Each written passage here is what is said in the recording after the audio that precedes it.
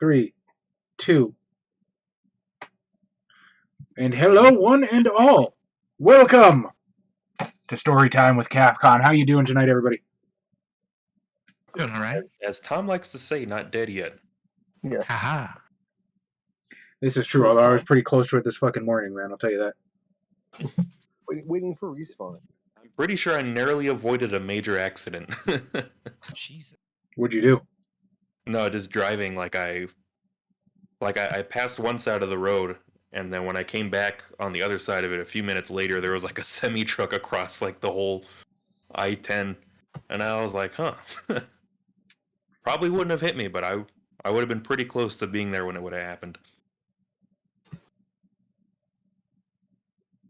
Oh, Adam, you're awesome. Thanks for having my back. He tagged in everyone when I forgot to in the blast. Yeah, we are streaming.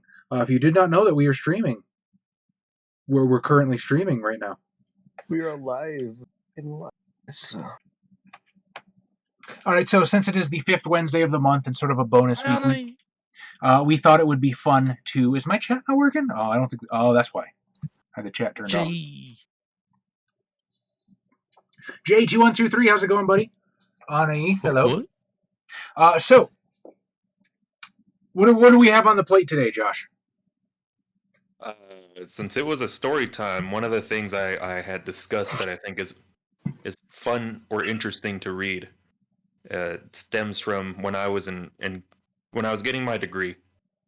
I read a book, and I didn't have anybody to talk to about it with, and so I went to Goodreads. I wanted to see what people were saying about this book. And like the vast majority of reviews about this specific book were all people talking about how they were like, I didn't get this book. Book was long, boring, didn't understand it. It's a bad book.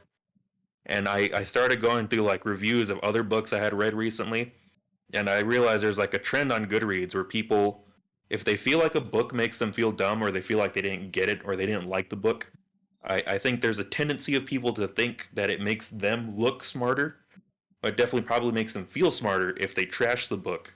And then, of course, other people who felt like they didn't get the book feel good as well by trashing the book.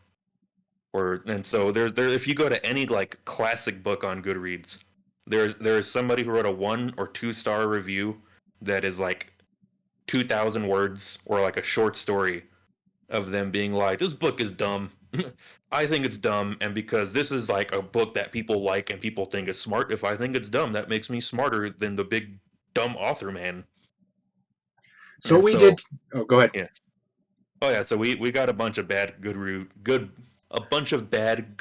reviews of some of our favorite books that we would like to share with you and have a bit of a laugh at them. And not that you can't not like a book, but there is something uniquely small-minded, I think, about thinking you look smarter by saying something else is bad because people tend to think it's good. All right, and if we have some extra time, I've got some extra stuff on the back burner. I have a Terry Goodkind interview, and if you know about Terry Goodkind and his massive, massive ego and denigrating his own fans and the genre that he writes in, we're going to have a lot of fun with that. And then, time allowing, we will finally get to the man, the masterpiece, the meme himself, Norman Bhutan, and the legendary Empress Teresa. But for now, we begin with so again, we're not gonna say the name of the book that we're reviewing, right? We're gonna leave that a surprise. Yeah, we're gonna see if you can. If you want, try to guess the book we're reading a bad review of. It might be a little hard to read the review without giving it away a little, so we might flub trying to keep it a secret, but we'll say what it is afterwards.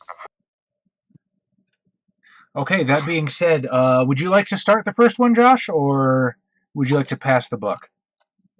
I will go first. You wonderful, generous lad, you.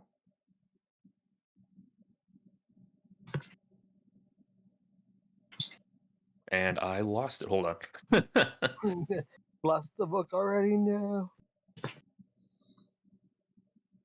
Here's one of them that I thought was kind of funny. So this is one of the worst books I have read in my life, and that means a lot, because I have also read Twilight. Well, at least tried the first 50 pages. His imagery is powerful, yet it serves no purpose. Basically, they go through hell just watching people suffer through eternity, then go to purgatory and then to heaven where they meet this lady. Even though the poem is written in 3-line stanzas and each line has exactly 11 syllables, it is not lyrical at all. It is impossible to read on. The sentences are written in a manner that makes one wonder where the first idea stopped and where the second one began. They simply pose their opinions on what is the worst sin, sent people who were born before Christianity to hell, some to suffer in deeps of hell, and some were in first circle, and all of them were repenting. I can't even imagine what was passing in their mind when writing all of these tortures. My personal theory is they had some serious mental disorder. Undoubtedly, this book has its value as the first book of Renaissance, or last book before Renaissance, make your pick. But it is also of no importance today. It can give no joy to the reader, and the ideas expressed in the book are rare, old-fashioned, and sometimes stupid. Overall, don't waste your time reading this book unless, of course, you enjoy these kinds of books, or they have it as a task in your literature syllabus and have to write a literary analysis on it, like me. I'm concerned that this was the literary analysis he turned in. Like, do you think he literally just handed a piece of paper to his teacher? Dumb, 0 out of 10. Possibly. Yeah, I just like the strong opinion that, like, I didn't like this book. I get this book was written 700 years ago and its values might not align with mine almost 1,000 years later. Clearly, this person was sick in the head, and this book can be of no value to you because I didn't find any value in it. Well, without giving too much away, I do want to say this book had an amazing impression on pop culture because sort of my research into the medieval era and stuff like that, they had a very, very different idea and depiction of hell than what we have today. And the whole reason that we have the one that we have today is because of this. So even as a complete fucking moron, I can look at this and see this has had an impact on culture. Oh yeah, I mean, I think it's a little obvious, but the book is Dante's Inferno, or I think this person is referring to the whole Divine Comedy. But it just baffles me that somebody can be like completely unable to like not empathize, but like look back and understand people used to think differently, and be like, well, anybody that writes such sick things must clearly be sick in the head. Because there's a lot of people that still think that. Like, there's people who like read Stephen King and they're like, this man is disgusting. Or I'm not a fan of the movies, but people who like hate movies like the Saw movies or the Human Centipede. I mean, to be fair, I genuinely do hate the Saw movies, but it's not because I think they're sick in the head. I think they're utterly vacuous and they're self-important. Like they insist that they are so genius, and Jigsaw is such a genius, and he has all of this set up, and he's just but if you actually look at it for like 3 seconds, it's completely idiotic. None of their plot twists ever make sense. It doesn't line up. Do you have any idea how much these cancer fucking treatments cost? And Jigsaw has the money to do all of this. And then they fucking, the last movie, or the 7th movie rather, because they kept doing it, they sit in that fucking support group. Oh, Jigsaw is such a genius. Yeah, it was horrible, but he helped me so much. No, he fucking didn't. He did not do shit. He made you dig a key out of somebody's eye. I'm sorry. I do not like the Saw movies. They were written with one finger up the ass and their head in a toilet. And James Wan shouldn't be allowed to direct traffic. Yeah, I agree though. Some movies are terrible, and like half the traps had like way better ways to do the thing that they were trying to do. Like, it would just be infuriating for me to watch. Be like, why the fuck would you do that? Just tip it over. You don't have to stick your hand in the vat of acid. Tip it over. This is the entire thing. Like, watching the Saw movies is like sitting in front of somebody for 2 hours going, I'm so smart. Look at how smart I am. And all you people are dumb. Because I appreciate my life and you don't. But I will teach you to appreciate life because I'm so smart. I'm sorry. I have damage. Oh, I get it, man. I'm right there with you. So you're saying Josh should write a review about what's the Ready Player One then? You're echoing like super bad, dude. okay. Bad. Yeah. Okay, that's better. What were you saying about Ready Player One? Josh should write a review about Ready Player One then. I think I'm echoing still. See, but that would just be a review of a bad book. I when that book came out, I tried reading it because, like, at the time everybody was talking about what a good book it was, and I knew it was getting turned into a movie. Yeah. And I borrowed it from the library, and like I probably got like a couple of dozen of pages in, not dozen, but a couple tens of pages in, and I was like, no, thank you. See, Jay, like I'm trying super hard not to open up on the first Saw movie because that was my first experience. Like I remember, me and my buddy Pedro. If you've watched the Hentai Literature Club, you've seen Pedro at least once. We got all our friends together. And we were going to do a Saw movie marathon one night, and I had never seen any of them, so I was like, I'm going to give this a chance. And we made it through the first one, and we turned it the fuck off and went home. But just the key in the bathtub.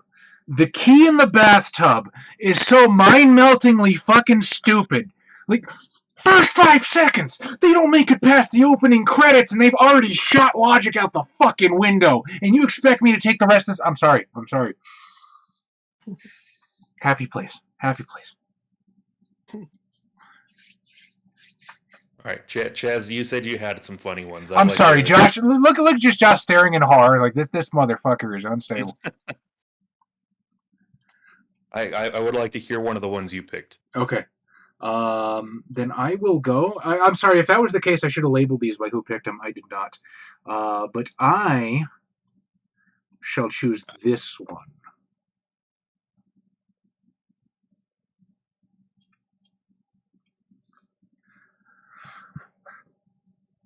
This book is a good example of bad writing. There you go, Mr. Author. Thanks to your precious advice, I managed to write the perfect sentence. Short, to the point, no pretentious words, no adverbs, no passive voice, and most importantly, honest. If anything, this book did inspire me to write. On reading, the thoughts of a random reader. Let me start by saying this book is all over the place. It does not flow. It makes sudden and inexplicable jumps from one story to another without any logical prelude. For someone with so much experience and knowledge, the author did a pretty bad job of choosing the title for this novel. It doesn't have much to do with the contents. It is not metaphorical either, but then, metaphor is not a welcome literary technique anyway. According to the author, plain, obvious, and direct honesty is what will get through to a reader. There's a lot I want to write about, but I'm afraid it won't be possible without giving too much away. Now, I am well aware that this author has sold millions of copies of his works. He made sure to remind me every so often. And I am an anonymous no one who knows little about writing, which automatically puts me in no position to judge. Still, I have this strong urge to express my disagreement with almost everything this book offers as guidelines for writing. I am paraphrasing the author's words in italics below. Various literary tools, such as adverbs, less-known words, passive voice, etc., will only make the story heavier and unreadable. Really? Since when is language, with all its richness, imagery, and potency, enemy of the good book? I would rather have a writer who has overtried with language and failed, than someone with a limited range of tools who dishes out a suspenseful story on a regular basis. Dialogue is the most important part in a book, and very well chosen. Few have mastered it. This author being one of them. Oh well. Physical descriptions of characters are useless. Their actions is what defines them. I, from the standpoint of an ordinary reader, have often been more affected by the description of scarred skin, a wrinkle, a crippled leg, a luscious lip, or a dimple, than by hundreds of pages of heroic twists and turns. Audiobooks are great. Sure, I agree that subject-verb sentences are better heard as background noise while one is doing their mundane chores. They don't call it reading for no reason, though. To be able to appreciate the beauty of literature, one needs to isolate themselves and follow with the eyes the paths these magic little squiggles, called words, lead us along. Written language is the magic called literature. The ears are for the magic called music. Shakespeare and Yeats are both genius. To put these two in the same context is ludicrous to me. Good writers are productive. What on earth can they be doing if not writing? Drinking, sinking in misery, searching, losing, finding, having a life. Writing is hard labor and discipline. It is counting words and setting deadlines. Yet this author has never made it for the money, but for the immense pleasure he derives from it. I am not qualified enough to contradict the contradiction here. Readers don't care for literary merits, but for storyline and suspense. They should be the writer's main concern, and therefore the writing should be simple. This is where things became personal for me. This is insulting to readers who actually love and value language, and it made me cringe in disgust. I will not comment on the autobiographical part of the book, which was vague and out of place. I will not comment on the tone of the book, which was overly preachy and self-indulgent. I have commented enough to be branded a hater already, and I am adequately ashamed of my recent one-star reviews and will go get a life now. No manuals, please. So what the fuck did I just talk about? I know what book it was, partially because you said one of the books that you were looking at reviews for. But I think you found a better bad review than I did.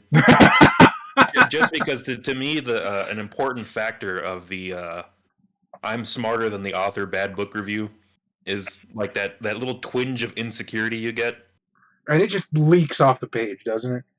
Well, especially with the like, oh, excuse me with my humble opinion about the art of writing because I have never published millions of best-selling novels. Clearly my opinion is nothing. All right, so because I actually do want to take some time and go point by point because I really want to talk about this, but I don't know who wants to take a guess at what I was talking about. Now I will tell you it is a book that I have mentioned a couple times in other streams, so if you're a longtime CavCon fan, you might have a chance. Harry Potter.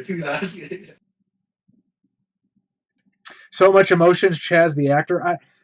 I have to convince myself that the hours and hours I spend role-playing is worth something, right? Mm-hmm. Like, it might not quite be a theater degree, but it's done something for me. What that something is, I couldn't tell you. Well, third degree put you in debt, though. I don't know. If you get a career that pays it off, are you really in debt? Yeah, true. I appreciate that this person in the review, despite not agreeing with the advice given in the book, mostly tended to stick to it when they were writing, I guess. Interesting. They did stick to that in the review, didn't they? They did try to throw in some big words to try to contradict the advice given in the book, but you know, I Loop it up. I just love the sense of insecurity that comes off of the clear feeling of inadequacy they have because they feel like they're arguing with somebody who's they're trying to say like Mr. Big Author's opinion just because they're Mr. Big Author isn't more important than mine, but I kind of feel like it is, and that makes me feel bad. Like I said, it was like I don't know how to put it. Like I said, the insecurity just leaks off the page. It's like, well, this is how I do things. I don't want to be told that I'm wrong, so he must be wrong. I'm not getting any guesses from the chat. How about you, Kyle? What do you think I'm talking about?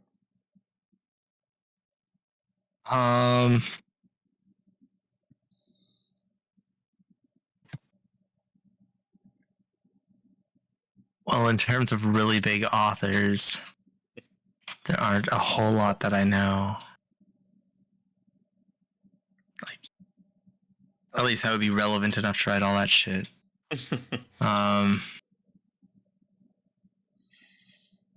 gonna guess it's something by like Stephen King. But I couldn't tell you what. Hey! Close enough. Judges, can we accept that? Yeah, it's a pretty good guess. The book is On Writing by Stephen King, and this is legitimately one of my favorite books. It's just a really great read in its own right. Part of it is autobiographical. The first part is Stephen King just talking about like how he grew up, and he feels that that's important because he wants to tell you how a writer is, made and formed and came up in the world, and he feels as though his experiences and he started writing way back when, and a lot of that is part of his biography. But so, oh, no worries, Daestra. It's my fault. I forgot to tag everybody. Adam came in clutch though. So. I just want to talk about some of the points. So various literary tools, adverbs, less known words, passive voice, etc. will make the story heavier and unreadable. Yes.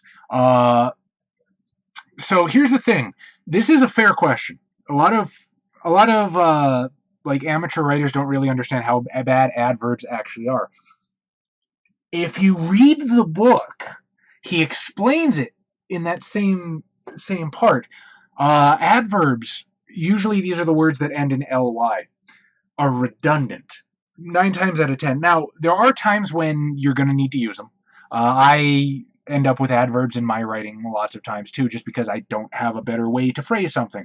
But think of it like this. An amateur writer will write something like, he slammed the door angrily. What do you think slamming a door implies? La la la la la, wham. No. If somebody slams the door, they're probably doing it angrily. But the adverb itself is redundant because you've already explained that. And if you haven't already explained that, you can. There's probably a better way to write it so that you can explain that without using that word specifically. It flows into show, don't tell. You don't want to tell your reader what the character is feeling. You want to show them the grinding of the teeth and the tears pricking at the corner of their eyes, and they will get that themselves. Also, it's a matter of pacing.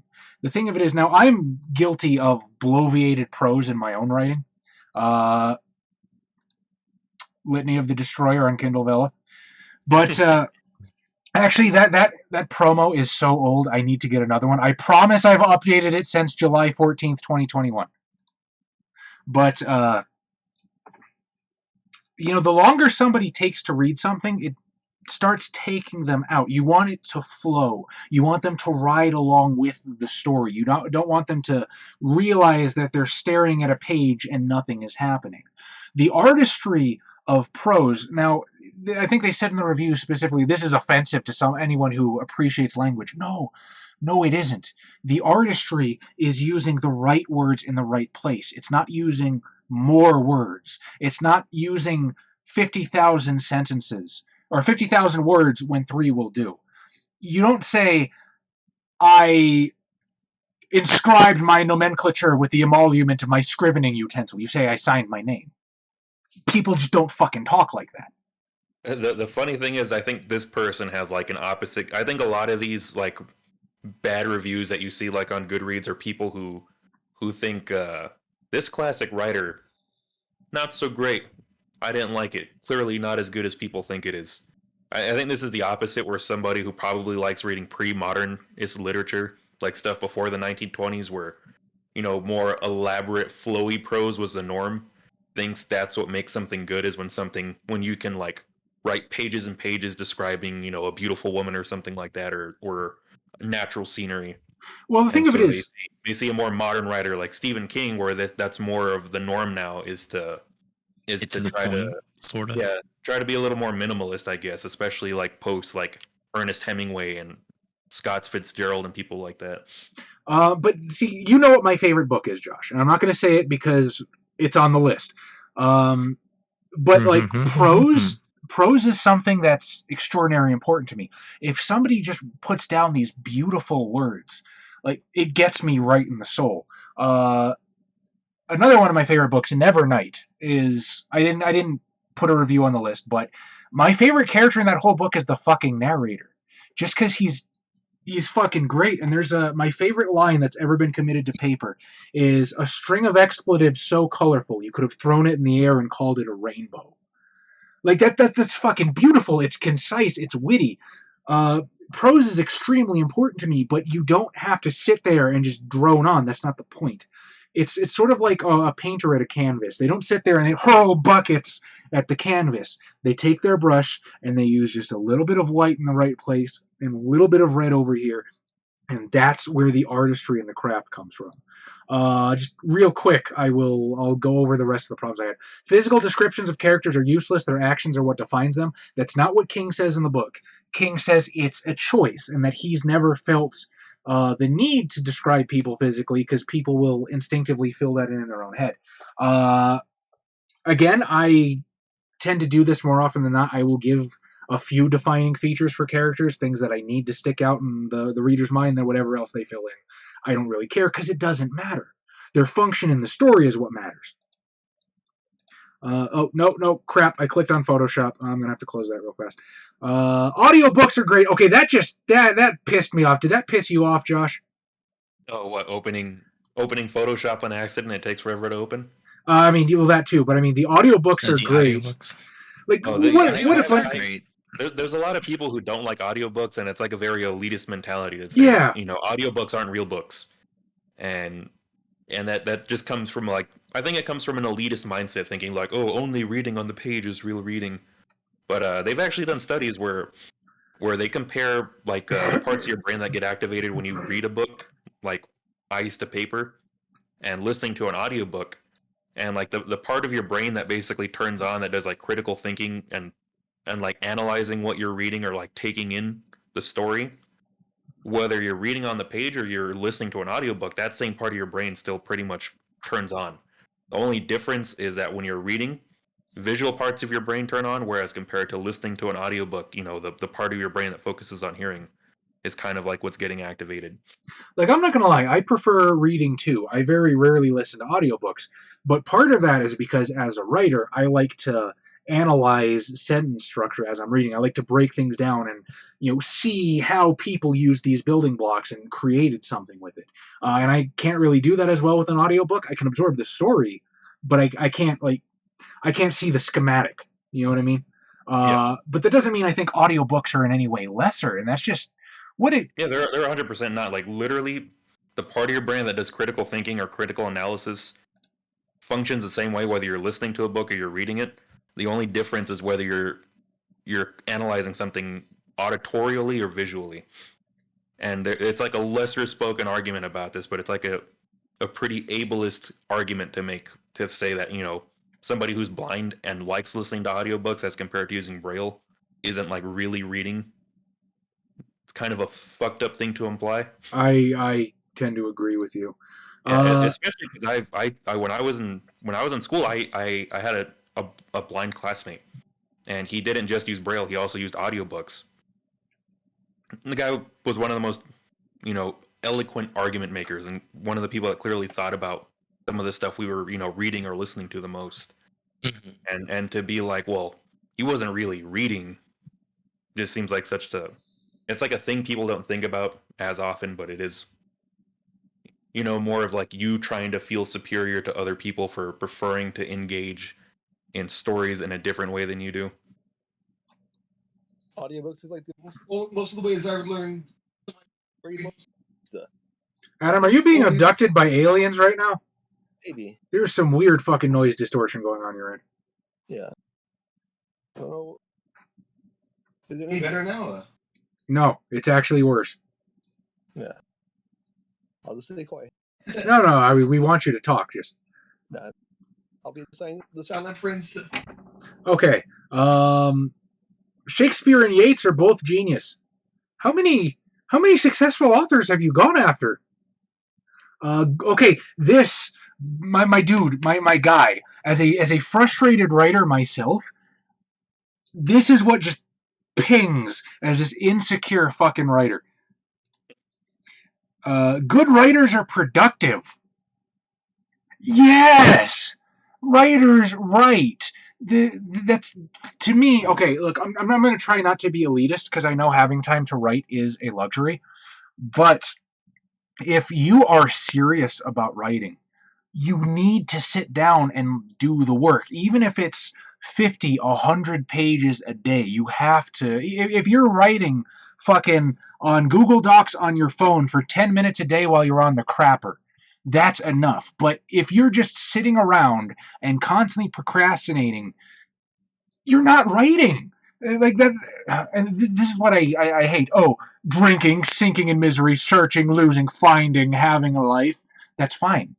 Do what makes you passionate, but like a writer needs to produce things, and you need to create things to get better and to practice. I don't know. Am I fucking wrong here? I feel like I'm coming off like an asshole, but at the same time, like, sit down and do the work. No, you can't really practice writing unless you write. Like this is like it's something that you hear from a lot of like amateur writers all the time. So they'll call themselves a writer, and they'll have all these great ideas. But the thing of it is, ideas are a dime a dozen. What matters is the actual execution. People get paid for putting it down on the paper and putting it down on a paper in a way that meets a certain level of quality. That's the thing here. That's what a writer is. And so you have these people that call themselves writers, but they don't write anything. They'll go weeks, months without putting anything down. And again, I don't want people to think that I'm coming from them, because if I can get anything from the Storytime, I really want to encourage more people to write, because I do think anybody can write. Even someone like Tara Gillespie, my immortal, she could absolutely become professional quality if she really wanted to, if she sat down and buckled down and really had the drive to do it. But if you're not writing, you're not writing. You have to write to be a writer, I think. What else? We're almost done here. Writing is hard labor and discipline. That's literally the same fucking thing. Readers don't care for literary merits, but for storyline and suspense. Yeah. Anyway, I just wanted to go over that because the absolute inversion of best writing practices was mind-boggling to me. And so if anybody is sitting here and reading, I want to explain why these things are the way they are, so you can understand a little bit better. No, what he said actually has a point. You're just not understanding them. But yeah, On Writing, great book. I cannot recommend this enough. If you're interested in writing at all, this is primo. Muted myself so good. Hmm? Muted myself so. Hi, Adam. Hello, people. I'm still alive. Did you just walk to their house because your thing wasn't working, Adam? I just walked in. No. He was sitting in on, like, he's been here. He's just sitting in the chair, and, you know, I have the ability to squeeze us in here. Yes. Kyle, Kyle, you I are want to know what good bad book review you picked. For who? Hey, Jay. Well, The fans want to see you, Adam. Oh, they don't. See me in the old video, that's all. That's good enough. Then I had hair. Or better hairline. It's turning into Vegeta. It's turning into Vegeta. We're just the boys in the booth. Wasn't the booth? Well, I didn't pick a book, but the one I picked is for cats. Yeah, Adam threw a movie review for Cats on here for some reason. It's not on Goodreads, but you know what? Fuck it. I will indulge him. But Kyle, I believe it is your turn to pick a review. Oh shit. Okay. Don't remember, because two of them are like together, both kind of short. Like one's like a long comment, and the other's like a forum post. I have no issue if you want to do two at once. I mean, I'm not. It's the same book. I'd say just do them together. They're different books. Oh, okay. I don't think anyone's gonna know. I don't know how I even know half the time. Scholastic Book Fair, my guy. Shit was life-changing back Both in the day. both of these are books that I learned about through my parents. So honestly, they're weird taste in books. Honestly, though, I've seen your dad's library, and you could do worse. He's a little too fond of Ayn Rand, I think, but his fantasy collection, pretty great. Yeah, no, he goes hard on fantasy. To me, the most uncomfortable like book collections I can see is like when you have nothing but when it's like bookshelves. I'm like, oh, awesome, this person loves reading, and then you look and they're nothing but like books on like business and like succeeding in the industries and stuff like that. I'm like, oh, none of these are interesting. I kind of look at that the way you know how they describe glamour in Changeling the Dreaming? It's that it just hits everybody differently, and you know if somebody doesn't get glamour from something, it's not that they don't understand it; it's that they understand it and hate it. Yeah. You just you're just a different kind of what would you be? Eshu. Yeah, you're a different kind of Eshu.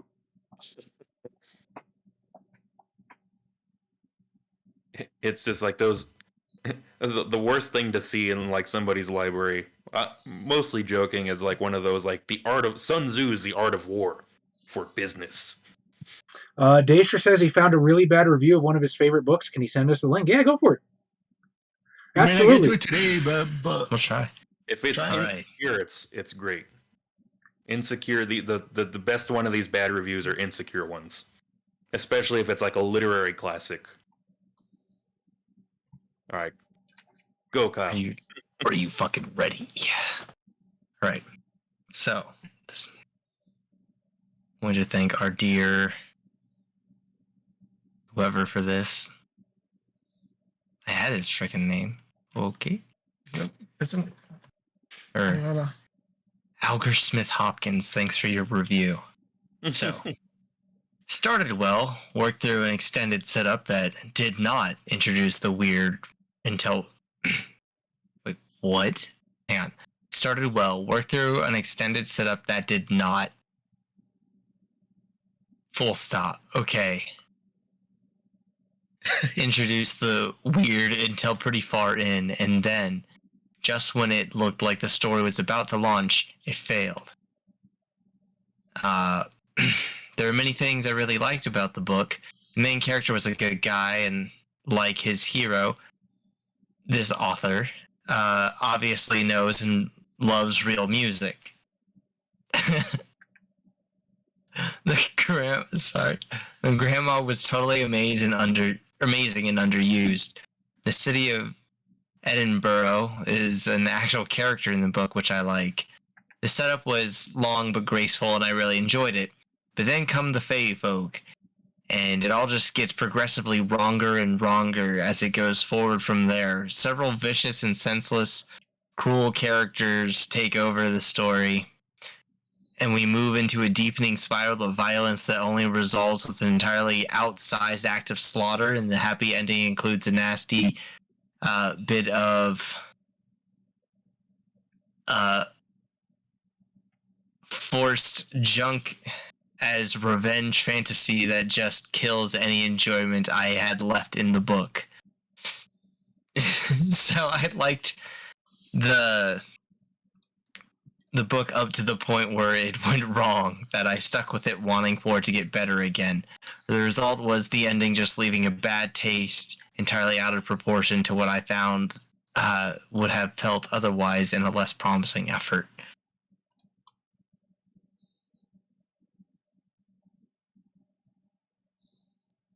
The end. And that's it. That's the whole review. Yeah. It is censor a bit. Yeah. See, I know. Again, I'm in the same boat that Josh was last time. I know exactly what book you're talking about because I have unfair inside info. Yeah. That is the book we were talking about last week, Ani. Now you have unfair inside info.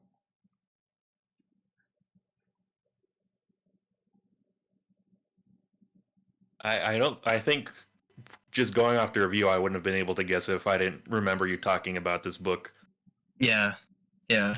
See, but like that's the thing. Like, I honestly enjoyed the book, even with some of the like egregious violence. Like it was at times there's some like gore porn moments, and like it's like, oh, okay, there's a way that it fixes itself in the book, and I can just like willingly go along with it. But it's literally the last 6 pages of the book. Like, the literal last 6 pages just ruin it entirely. And so it's like, I really liked the book. right up until then. I'm suddenly super sad that I didn't pick up a review for Damnation Game now. No. But like that was the only reason why I included it, because now I'm turned off by the book, but I liked it like for pretty much the entirety of the time I read it, right up until the last like 10 minutes. So good books don't end. Apparently there's a second one, and it does not quite redeem the shortcomings of the first. So is this a review that you mostly relate to, Kyle? Pretty much. Like that. This is pretty much how you feel after you read the first book, because it's like it could have easily gone a completely different direction. Like it was set and primed and ready to go in an entirely different direction, and the guy was just like, you know, it would be way better. It's almost like this guy had a ghostwriter and then jumped in on the last 6 pages. I'm telling you, like do we want to reveal what the book is so that people have some kind of context? Oh yeah. So the book is Singer of Souls by Adam Stemple. Let me see if I can get a book cover for people. I'm telling you, what I think happened was either one, the publishing house like corporated down on them and made demands. 2, he had a deadline coming up and just said fuck it. Plot twist. Come on, computer, you can do it. You can do it.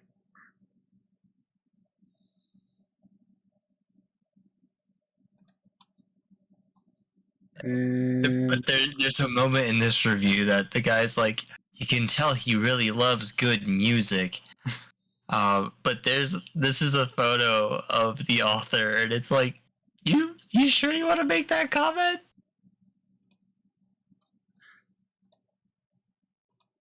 I just want a picture of a goddamn book cover, Amazon.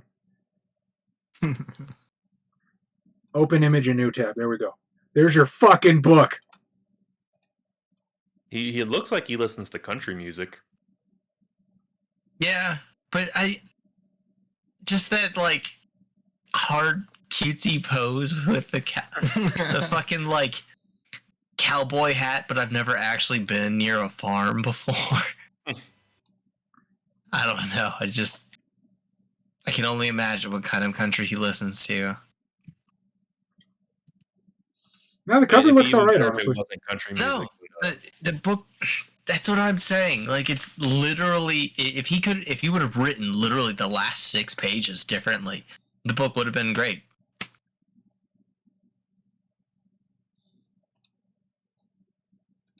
Cover Saul's book. Adam, I'm curious as to why you picked a review of Cats for book reviews. Me too, but what else do you expect from Adam? He is nothing if not the avatar of chaos, and we love him for it. Well, it was I think originally a book, maybe. It was a play. Yeah. Close enough. It's just a book that people act out. It's a book that people roleplay.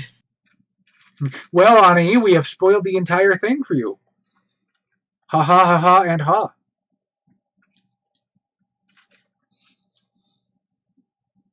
All right, Adam. I want to hear it. I want to hear why. Is this a bad review, or is it just a review of something bad that you liked? I didn't like the movie. Well, I never saw the movie, but the quotes in this. Wait, so you did watch the movie Cats? I have not watched the movie. Oh. I've heard the horror story. All right, give it to us, Adam. This is Cat's review. A perfectly dreadful hairball of woe. I take the headphone out because it's making me weird. Yeah. If there was ever a blockbuster film to evoke unparalleled horror and disbelief at first glance, it must be Cats. It was never going to be easy to adapt Cats for screen, even if you have a pedigree of stars like Dame, Judy Trench, Sir Ian McKellen, Idris Elba, and Taylor Swift in tow. 1993's Old Possum book of Practical Cats was flippant and lollipopping verse, loosely adapted for the stage by Andrew Lloyd Webber in the late 70s and 80s. Since the film's trailer was released in July, a universal caterwaul of lots of questions critics and audiences alike have approached its premiere with increasing trepidation. The director Tom Hooper has said that he had finished editing the film in 36 hours, spread the day before the premiere. And now that the reviewers have seen the finished product, the more pressing question seems to be, why was he doing all this? With critics now able to give their opinions freely after the embargo expired, it's impossible to go past the Guardian's own Peter Bradshaw, who has paid homage to Elliot by delivering the firmly one-star review in verse. But he is far alone in this scorn. A doctoral thesis could be written about how this misfire sputtered into existence, writes, I can't pronounce that nation's name, apologies, at the New York Times. She notes Old Possum's origins in a kind of literary minstrelsy. I don't even know how to pronounce that word. Between Eliot and fellow poet Edgar Pound, the character of Eliot's verses and its development into a money printing stage show before finally turning to the film itself. Hooper says she is nowhere near vulgar enough to direct something as preposterous as Cats. Hooper's mistake was that he is trying to class up the joint with what a blunder in feline terms. This is a movie without epic hairballs, without rear end sniffing, without deep wounding scratching. Instead, the movie tamps down in tides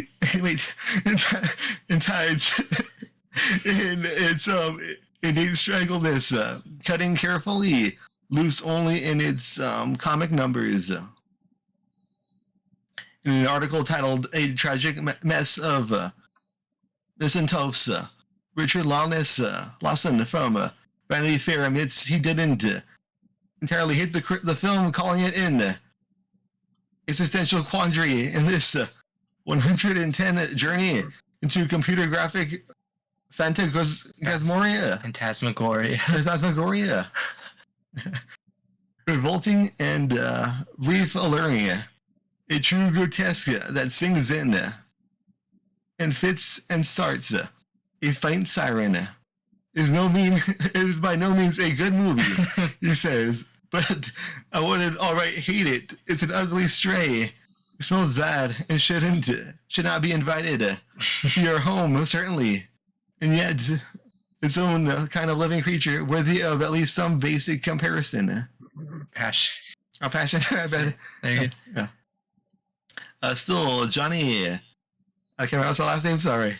The New York Post called it a huge failure, arguing that it's primarily due to Hooper's calling, having completed abandonment, the fundamentals of what make Cats a terrific show: sublime music, captivating dance, and an intoxicating atmosphere. Elisa Wilkinson at Vox delivered her thoughts in some minimally edited and self-confessed disorder, but she is quite clear about her position on the film. It is literally incredible. I hope I never see it again. And there's a quote from Twitter: "The greatest moment of Cats was when noted thespian Ian McKellen shouted in Gandalf's voice of the power of gravitas, meow, meow, meow." Kevin Fallon at the Daily Beast is not the first to ask some critical questions, though he does seem to become increasingly distressed about the film's baffling incongruities. Is there a rhyme or reason to where when the cats crawl on all fours, when they walk on 2 feet like humans? Was that nearly every character makes a reference to their private parts, yet there is no that there was no private parts to speak of. Will I make it to the end of this paragraph with my sanity intact? Tune in to find out. That's not on the book, but it's me. The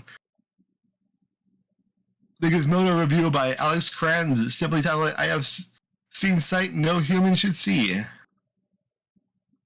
David Rooney at Hollywood Reporter wondered how it managed to get so far. He compares it to Sidney Luffen's The Wiz from 1978 film that he starts that he says start over. That he filmed that he states about cats severally a manageable handle on fantasy material, arguing it's almost unfathomable that this one made it through all the preliminary production meetings without someone really simply calling a halt to the process by saying, "Wait, those kitties are damn creepy." Honest to Christ, I think they probably relied on that. Like, that was half of their market, about right? this film's teething sexuality. Weird, man. Describing the response at the film's UK premiere, one critic described proceedings as permanently on the brink of a sex party. Other reviewers were struck by cats visually in total similarity to the human centipede, a horror film which kidnaps victims stretched together mouth and anus. Is it a sex thing? Asked Alison Wellhorn as Vulture. Look, it's not a sex thing. Are we going to continue? Or, I guess, yeah, go. I mean, it's pretty much over. That last paragraph here, yeah. But it's Matt Golders at Collider who really grabs the cat by the tail. Director to his actors for the sensibly of the plot was to act super horny. That doesn't give cats a raw sexual energy as much as it makes everything incredibly uncomfortable. Like when Rum Tum Tigger Jason Jomello is dumping milk into cats' faces, or a cavity just seems more nude than other cats, even though technically all the cats are nude. Cats always feel like it's 2 seconds away from turning into a furry orgy in a dumpster. That's the energy you have to sit for 2 hours. So enjoy. jeez. So if that's your bag, go watch Cats. I gotta put my headphone out to hear you guys. Hold on one sec. Oh man, 1-star review of his favorite Kojin. Oh, that would be amazing. But there's no 1-star reviews. Oh, there has to be somewhere. Out of my dojins. Adam is a man of culture and taste. Because nobody's seen him. He's in the deep end. I think if you're paid to review something, you have to review it, Daestra. But it's one of those things where like they spent like hundreds of millions of dollars on something and it wasn't good, and you think at some point somebody would be like, "This isn't." I feel like this might be a poor return on my investment, and I need to exert some sort of oversight. Honestly, it's kind of genius. I think they marketed that entire movie on the back of it just being creepy as fuck. Like they knew the internet was going to take it and make it a meme, and I just think they overestimated the extent to how far that was going to happen. Basically, like, just make it really fucking weird, and it's a whole bunch of famous people being really weird. But see, like, this is what the old studio executives don't understand. If it seems like you're trying really hard to be weird, people stop caring. You have to hit the like Tommy Wiseau middle of the uncanny valley where you're weird accidentally, and then people will love it. Fuck that guy. Yeah, he's. All right, Josh. Hello, so we continue. Mark. I did not hit her. I did not. Hi, Mark. The thing is, like, the room goes into like the realm of trash art, I think is what you typically call it. But like, just because something is poorly made or poorly executed doesn't mean it's not something you can talk about. Like sometimes something is like executed so weird or so awfully that it becomes something worth talking about in like the merits of art, pretty much. and sometimes something is just bad and it's not good. You know, It's here's possible for something to be bad and worth talking about, or worth criticizing, or worth looking at for it, like basically the statement that it makes, or like what it says as art, or about the medium of art that it was made in. But I think in the case of something like Cats, it's probably just bad, poorly executed, and not poorly executed enough that it becomes like a talking point other than like, why did this happen? See, I kind of feel the same way you do. I have a specific view about things like The Room or My Immortal or like even Sonichu, like that meme shit. You know what I mean? And it's like, you know, it might technically be bad, but it has brought joy, sincere joy, to millions and millions of people. And really, like, what greater mark of success can you have than that?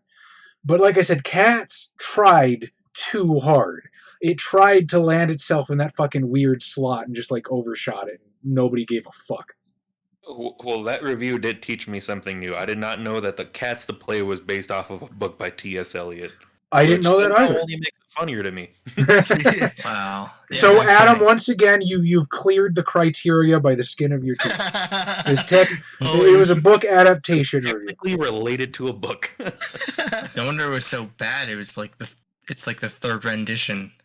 It's like the third one in the trilogy, which oftentimes is either like the best or the worst. It's like an adaptation 3, or like what is it? I guess in this case 2 times removed from the source material. Yeah, it's the triquel.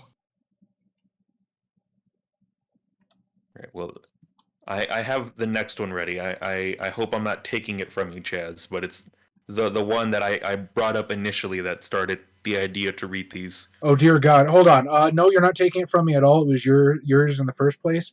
But I have to show you this cover that fucking Mazzy just pulled up. I saw it, yeah. Power Fantasy: Chronicles of the Shattered Earth by Scotty Fudge. Oh, where is it posted? I mean, you can just look at your Twitch, fucking yeah. Twitch, my guy. Yeah. Oh, it's posted on Twitch? Oh, I wasn't looking at the comments. We got my drink here. Yeah. That My God, Mazzy. Oh, that book cover is like straight up. I would not be surprised if that was from what do you call it? Erotica. I mean, yeah, probably. Also, I bet you it sells. Just huge tracts of land across the. Also, that's Book cover. just the model they use. It's just Darkness from Konosuba without her armor on. True. Oh yeah, You can't just steal character designs. sure they Scotty can. Fudge. No, Josh, Come on. that is a 3D woman. All right, it's completely distinct. They got fudged. All right. This one might be a little. I'm probably gonna end up saying the character names from this review, but I will try this to one- get through it.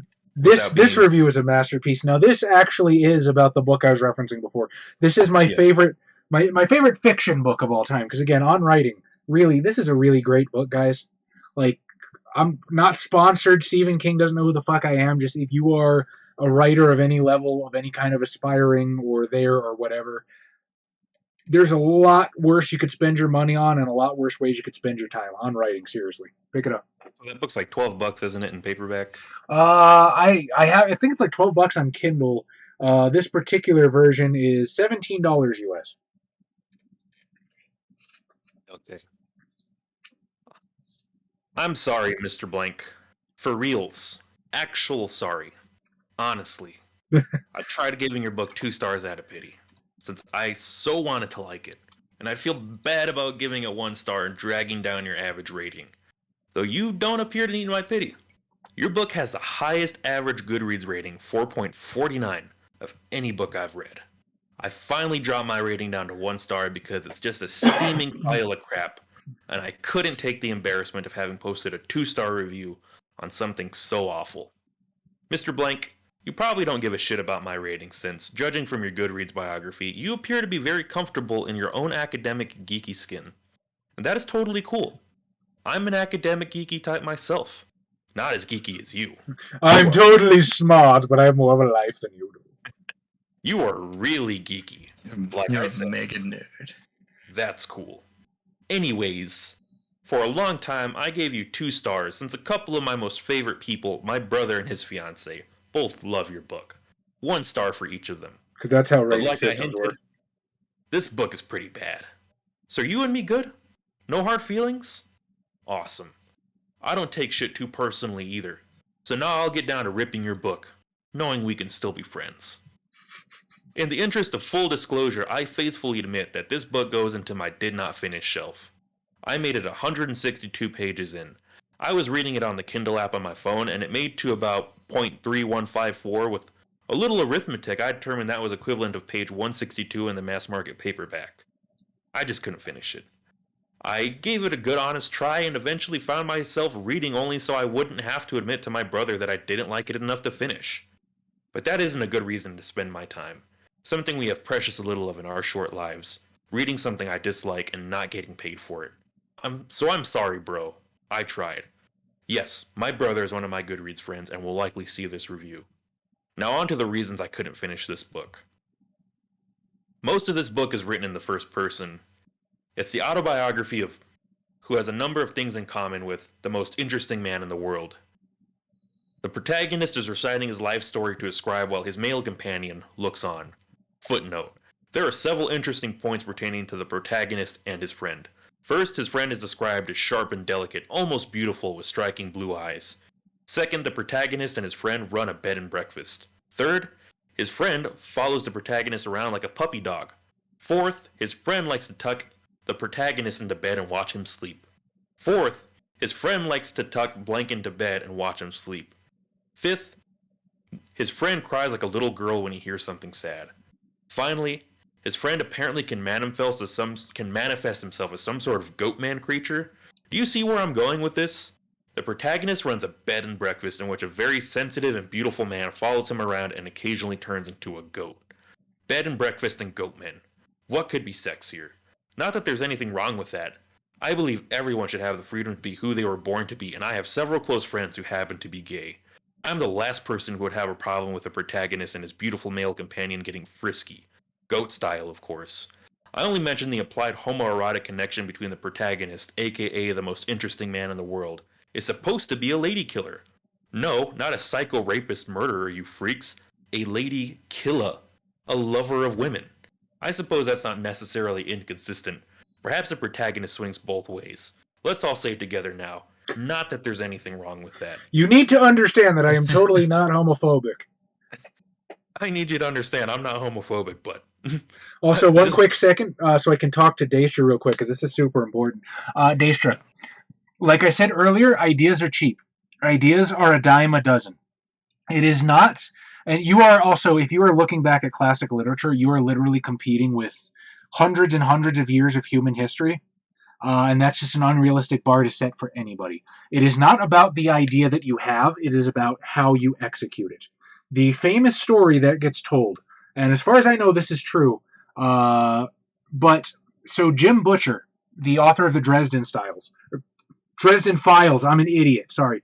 Author of the Dresden Files, he was on a forum once. He was arguing with people. He was saying, "Oh no, it's not the idea; it's how you use it." And the other person was like, "No, it's the idea. You gotta have an idea. You gotta have an idea." And he's like, "All right, give me the worst 2 ideas that you can think of." And the person says to Jim Butcher, he says, "All right, Pokemon and the Lost Roman Legion." And Jim Butcher wrote the Codex Alera and sold millions of copies. So, fuck that imposter syndrome. You're exactly right. It is imposter syndrome. The thing about that is imposter syndrome is full of shit. Yes, people have done the idea before. Lots of ideas have been done before. It's not about the idea. It is how you do it, how you work with it, and putting your own unique spin on that idea. Brandon Sanderson has a great episode of this on his podcast, Writing Excuses. Check it out. But do not let the fact that your idea has been done before stop you from writing. Do it anyway. Digression. Something I need to point out, though, about this review that I'm reading is that at several points, for some reason, it just discredits the argument for me that they whenever they say something like anyways, they spell it with a Z at the end. Oh yeah, like 4 reels. Yeah, like holy shit. That's rude. End footnote. Not all of the book, however, is written in the first person. First-person narrative is reserved for the protagonist's recitation of his life story. The remainder of the book, particularly the scenes of the protagonist manhandling his lover in front of the scribe, the friend said protagonist leaves bruises, are written in the third person. I'll address my displeasure with the third person sections first. Let me clarify at the outset that I have no problem with the writer switching between first person and third person narrative. I recognize it can be a powerful tool and it serves the structure of this story well.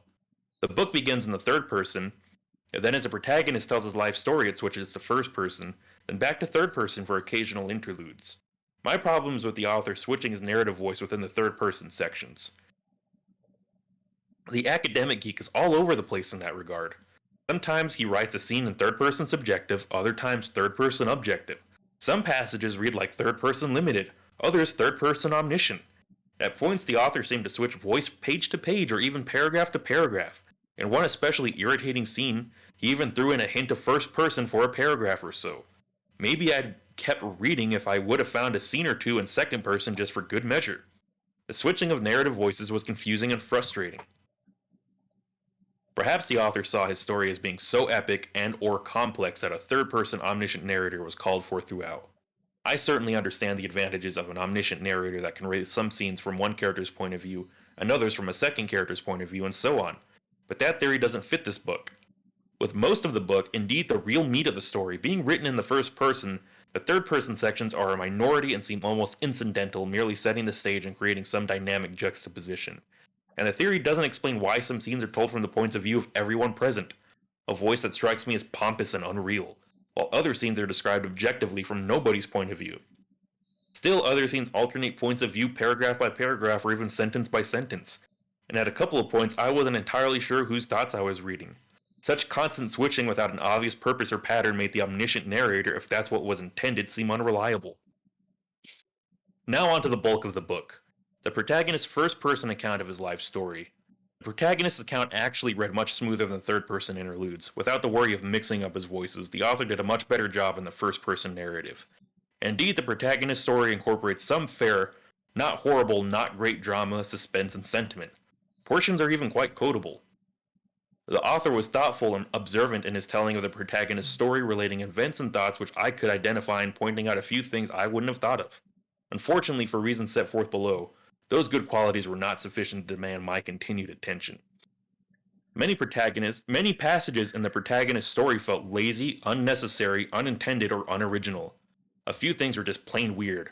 For example, the protagonist asks his father a question and the father makes a big deal about wanting to answer with a poem, but after 5 lines he forgets the rest.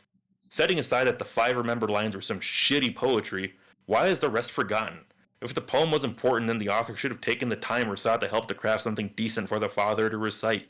If the poem was not important, why have the father recite a poem at all? A pointless poem only serves to clutter the prose. As a boy, the protagonist watched his parents make out so he could learn kissing technique. That's weird. Speaking of protagonist watching his parents, he has some sort of Oedipal affection for his mother. It shows in a few places, but never more so when he describes his mother as slender, fresh, and bright, pale and smooth, skinned in firelight. I have trouble reconciling the Oedipus complex with the most interesting man in the world, unless I just misunderstood one or the other. Probably. Probably did. Second footnote.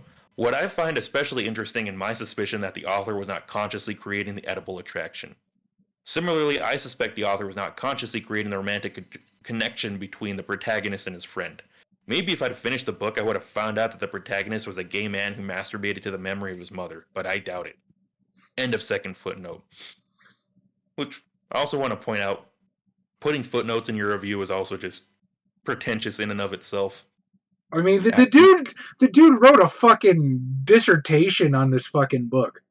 The thing is, he didn't even finish it. Yeah, the first 162 pages. I'm trying so hard to avoid grabbing at my bookshelf to see exactly where he got. I think I know where, and if he got, never mind. Just do the thing. Do the reading. Second footnote. The protagonist declares that he will sum up a certain magical principle and begins with his first point. He then expounds upon that first point but never reaches a second point nor a third or a fourth. The explanation merely peters out. The protagonist's father sets up a dichotomy between poetry and music that I don't believe exists. I admit that's only a disagreement rather than a problem with the writing. In several places, there was a lack of creativity with turn of phrase. One passage uses the phrase, "there are times," too many times. The author uses the definite article in a number of places where the indefinite article would have been more appropriate. I really do agree with Anai in this one. Sorry, it was like he googled this shit to make himself seem smarter. In the passage I marked as an example, the protagonist talks about going deeper into the city, without any prior mention of having entered any city, much less being on the verge of going deeper into it. In another place, a beautiful metaphor was ruined when the author spelled out his meaning explicitly. Some metaphors are more powerful if left implied, resting behind the words for the observant reader to find on his own. In this instance, it went from a beautiful metaphor to so-so analogy. I also have a much more fundamental underlying problem with the entire storyline. That is the quality of the protagonist as a character. He's portrayed as a superhuman hero with a towering intellect and dazzling physical prowess. The protagonist can do nothing wrong. No puzzle is too difficult and no problem too big to handle. He can thrive under any circumstance and no lady can resist his advances. Neither can beautiful Goatman for that matter. He wins over the most cynical skeptics and his knowledge of the arts and sciences is without equal. The protagonist advises kings and kills demons. He can even run a clean and comfortable bed and breakfast. The protagonist the hardest challenge of all. The protagonist himself is his story's own deus ex machina, and that to me is the ultimate expression of unimaginative writing. Supposedly, Mr. Writer wrote the book over the course of a decade or more. You'd think with all that time to contemplate and mull over his book, he could have come up with something more interesting than, ironically, the most interesting man in the world. So, knowing that this is about your favorite book, how much does it rankle you, Chaz? Much like the last one, there's a number of points I wish to address. It just sort of goes back to what you were saying when you originally pitched this idea. They did not understand what was going on. It switches between, first person this and first person omniscient. Yeah. You know why? Because he's relating a story in the past tense. So when he goes, little did I know this would fuck me over, it's because it turned out to fuck him over later, and he knew that. Also, the funny thing is, they keep pointing out that the protagonist is perfect, but at multiple points, even the protagonist admits, this thing I did kind of fucked me up. Yeah. I do think there's a couple points where they might have come off as slightly Sue-ish, and I do say slightly, just because there's a part. Okay, you're really really good at a bunch of things, but at the same time, that's kind of just how the character was built up. They're described as an extraordinary precocious individual that's constantly searching out knowledge and constantly adding to their repertoire. That's their hobby. So it's not coming out of nowhere. They're not like Rey Skywalker throwing force lightning without trying. I would also argue the fact that the character is telling their own story implies a little bit, perhaps, that they are embellishing. Yes, that is the thing. Because he mentions, the narrator seems unreliable. Really? You think so? There's a major theme in the fan base for this book. Is this person an unreliable narrator? Probably. He literally comes from a troupe of bards, motherfucker. Of course he's gonna make his story sound better. The funny thing is, this person is so nitpicky about the moving from third person omniscient and third person personal, all this stuff. Actually, you know what? They're trying to say that that's bad writing, but the funny thing is, those are rules you learn when you're learning grammar and literary fundamentals when you're in high school, and it's to help you understand the fundamentals of writing. But when it comes to creative writing, you break those rules for artistic effect. And I'm sorry, Josh. I don't mean to keep interrupting you. I'm a bad friend, and I apologize. It's fine, Chaz. It's just it's I know the rules of grammar. This person's not adhering to them, or this person, I know the rules of writing, and this person's not listening to them. That makes us bad. And it's well, the point of writing is creative expression, and you get to break the rules a little when you write creatively and you move past the understanding of the fundamentals. I actually think that the way he switches from third person to first person was a great artistic masterstroke, because the story is constantly shifting between present day and the past. And this is a very, very clear demarcation, so that when he starts going I, we're in the past. And then when it starts saying, the protagonist did this, looked this way on his face. Now we're in the present. We're telling the story in the moment. All right. So once again, are we gonna pull the sheet off of this, or If nobody guessed, I will say this is referring to The Name of the Wind by Mr. Patrick Rothfuss. boom? And I feel super good that I can just yank these books off my shelf at will. I love this book so much because, remember earlier in this very stream, I said prose is so important to me. Like, this book is incredible. Patrick Rothfuss can make a song affect your emotions that you have never heard. But the way he describes it is so powerful that it cannot help but hit you. My brain had a malfunction. I didn't think this stuff happened in real life. But I was talking about this book with Josh. And I was like, oh, what'd you think of the prose? And he goes, oh, it's fine. And my brain had a second. I was like, what? Like, I could not process not uncritical praise, because to me the fucking prose is amazing. Like, he has polished this book to a mirror sheen. This is what I want to be when I grow up. I'd rather not take 10 years to release a book, but my God, it's good. Those weird, like, homosexual undertones between Kvothe and Bast, I don't know where those came from. Yeah, it's so weird because, like, sometimes, like, the term people typically use, like, when they imply two characters are gay, but they never express that, it's queer baiting. Yeah. Because you don't have the balls to fully make the characters gay. I don't think there's any of that in that book. Bast spends half his time just slamming chicks around the village. Like, that's what he does instead of studying. Yeah, like, it's one of those things where, like, the person writing the review is accidentally revealing things about themselves. But he doesn't have a problem with it, Josh. You need to understand. We've monopolized most of the conversation. What do you two guys think about it? I mean, I've never read it. So. No. And that is your failing as a human being, Kyle. Oh, I know. Seriously, it's so good. It's so good. It's so good. What good. did you think about the delicious insecurity in that review, though? I mean, it's all a bunch of pompous assholes. I will say, lest I blow sunshine up this book's ass entirely, I do think it has some pacing problems. Because there's a part where he's in with the Edema Rue, and, like, the emotions are really built up, and it's great, and then it just drags. And then he's in Tarbian, and oh my God, Tarbian, and it's so gut-wrenching, and the thing happens with his father's loot, and then he's in Tarbian forever. And then he gets out of Tarbian, and he's in the academy, and that takes a while. But for the most part, I think it's really strong. But he did say page 162.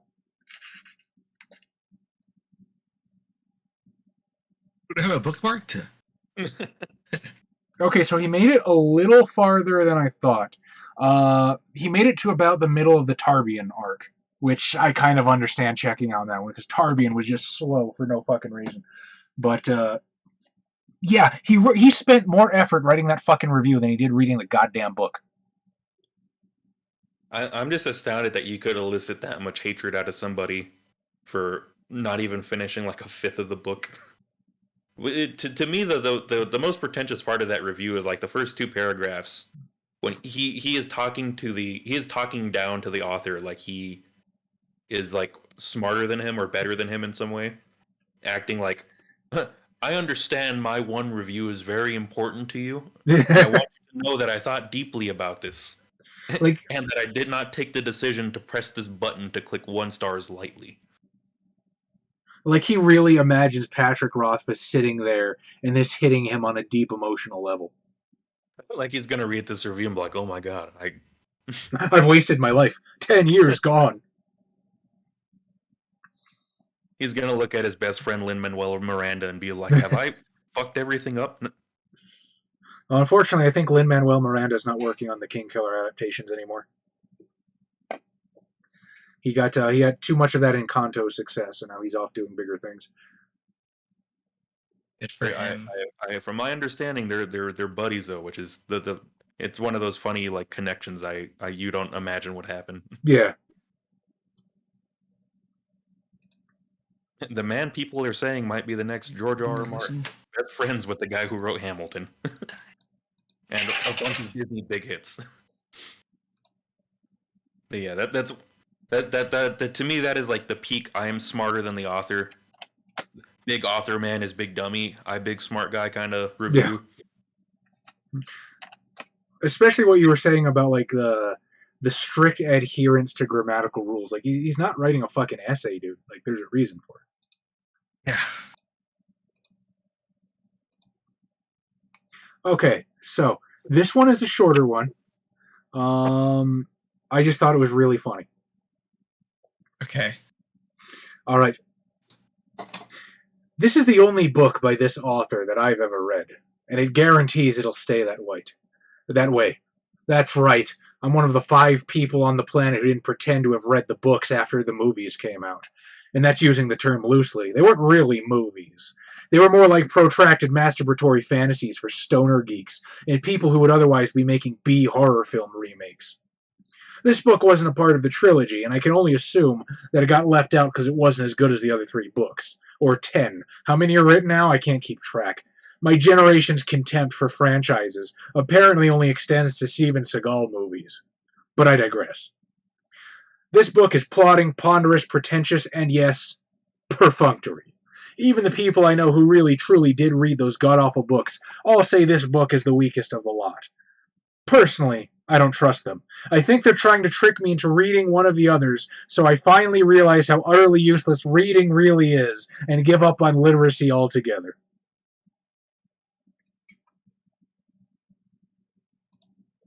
I know which one that is. I have a pretty good guess. What do you guys think? Now, this one's a fairly famous book, so I think it's fair game. Yeah.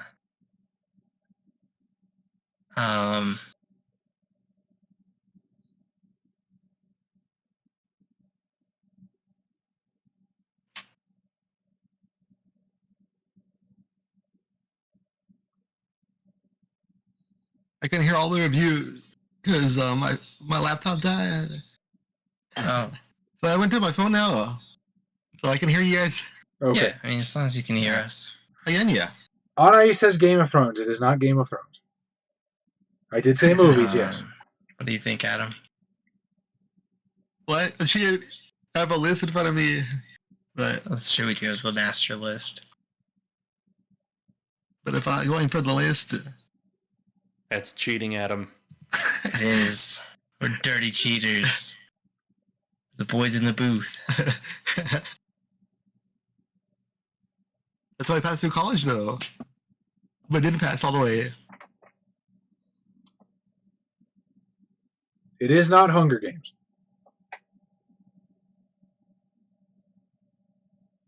That is a good guess, though. I'm pretty sure I know who the author is because it's on. I share I guess a slightly similar opinion that they're incredibly wordy in the way that they write. Well, the way I'm literally Like there is a very big lack of flow. the Chronicles of Narnia, then. I was gonna say those books are 150 pages. If they lack flow, I will be the big spoil sport. I will say it is The Hobbit. It is The Hobbit, yes. It's the Hobbit. What a weird contempt for reading in general at the end of that. Yeah, that's a little much, right? Also, what is Like- it? My generation's contempt for franchises only extends to Steven Seagal movies? Like, are you like That seems weird? to imply he wishes more people liked Steven Seagal franchises. Yeah. Also, like, if he's speaking like his generation, and I'm assuming millennials, so typically franchises tend to sell the best. It's a bit of an incorrect point to be making to say people of their generation don't like franchises. Yeah, no kidding. It just makes me think of that one cringy Turning Red review that everybody kept ragging on. Oh, I know the Where one. the person said like, this movie sucks. I don't relate to it. People people should be appreciating Teen Wolf more. It was just such a weird thing to add. It'd be like, The Hobbit fucking sucks. I wish people talked more about Steven Seagal movies. Yeah, like this guy like wrote a review about The Hobbit just to dump about a bunch of unrelated shit. Were any of the Steven Seagal movies even like good? They I were haven't seen one since I was a kid. I haven't seen them since like I was probably like 11 or something, like from an old video. I don't even remember what the last one I possibly could have seen was. What was it Georgia or Belarus that Steven Seagal went and met with the president? That was Russia. That was straight up fucking Russia. Steven Seagal is friends with Putin. Well, no, there was another time. I think he went to Belarus then. Oh, I know what you're talking about. I think it might have been Belarus. He was eating the cabbages. Yeah, they're handing him these big vegetables. He's like, yes, this is a good carrot. I appreciate this. It's a squash. What is happening right now?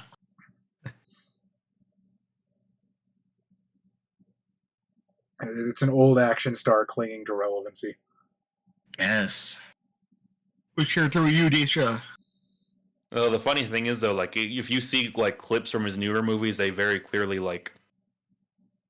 film it so that a stunt double can do all the actual action sequences, and he just does any scene where he's standing straight looking at the camera. Again, I haven't seen a movie since I was knee high to a fence post. Yeah, apparently he's got a couple of his recent films where they're guess what they're described as a made for the trailer movie, where there's a lot of forced lines and scenes that are only there to make a really compelling trailer to get people to come watch some shit ass movie. And that's just such a hilarious concept. But yeah, I've watched a couple reviews talking going over his movies, and you're just man, I don't know where his content started, but it certainly has gone downhill from there somehow. Okay, so I think we got about 5 more. Kyle, if you'd like to pick one. Oh no. Or you can read the one Daestra put. That's also pretty funny.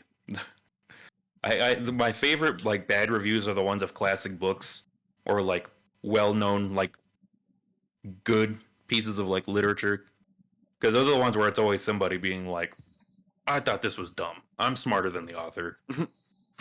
You're all a bunch of big dum-dums for liking this book.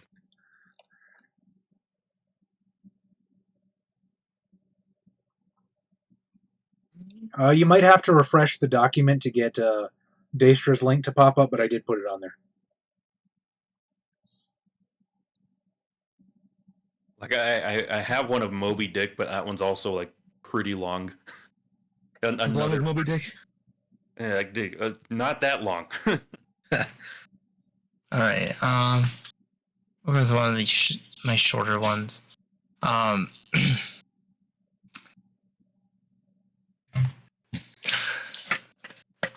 is dry.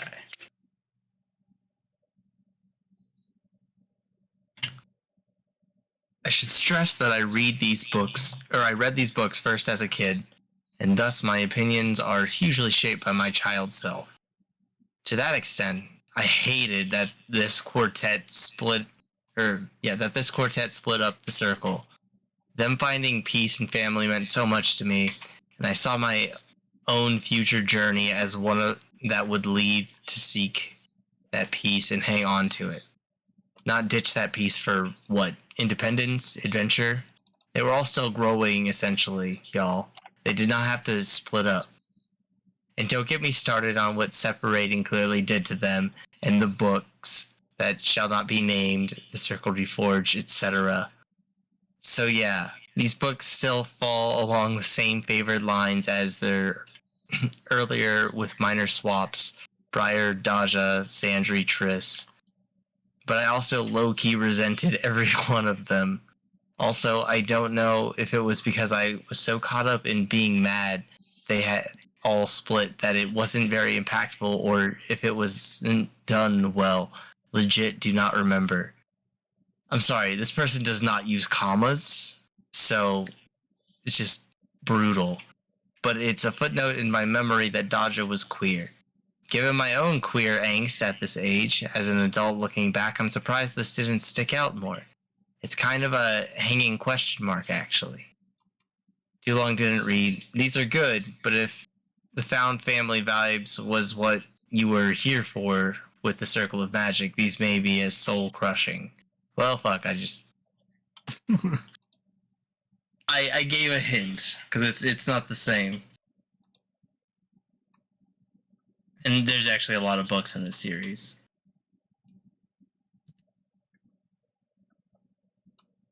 I don't think I know enough about it to be able to give you a good guess about which one it was. Yeah. Yeah, I've never read a book by this author. Which I only know about them from my mom, who kind of played around in some of the more weird romance, but fantasy, but not like super romance books. Because like this author ends up like it's a lot of like, I don't know, high school age like romance influences, along with like some like really put together fantasy worlds. So it's kind of interesting. Like that's kind of what grabbed me with a lot of the stuff that she's written.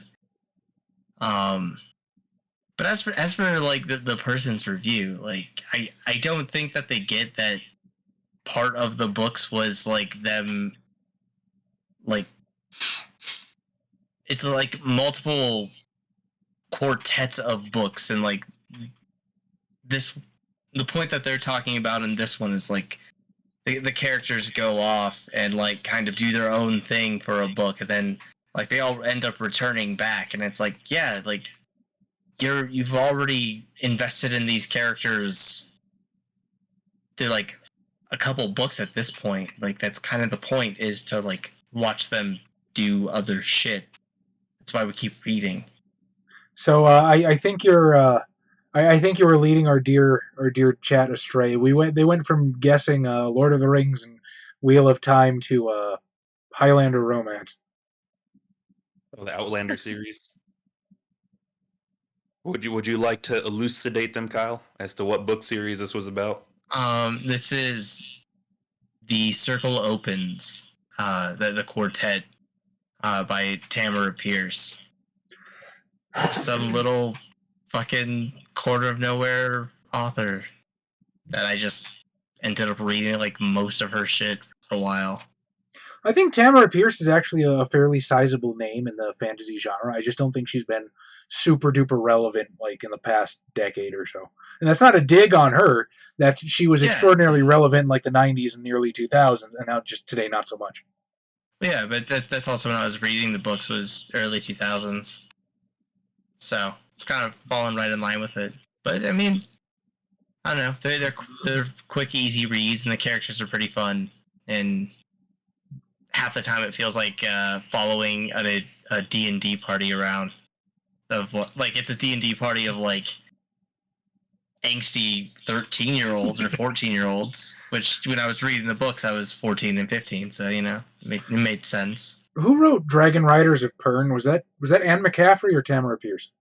So Anne McCaffrey. Yeah, okay. Anne McCaffrey. I might be confusing the two. It definitely was not Tamara Pierce. But yeah, I think Tamara Pierce is like a fairly sizable, well-known author. I just don't think she's had her name on the stage for a bit. Probably One not. of the other big fantasy writers that you might have been thinking of, Ursula K. Le Guin, was the one that wrote the Wizard of Earthsea series. But I think they were all publishing books around the same time. I think Tamora Pierce is like the latest one. I think Ursula K. Le Guin and Anne McCaffrey started publishing in like the 80s. Stands to reason. Or I don't know. Tamora Pierce might have also been publishing by the 80s. I could Google it. Go for it.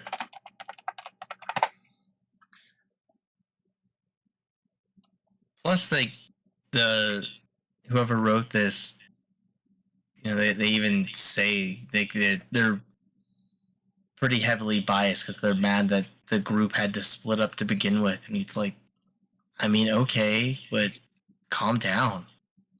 That's also like a very different subset of reviews where people are like, I didn't like that things happened that I didn't like, and so this book is bad. Yeah.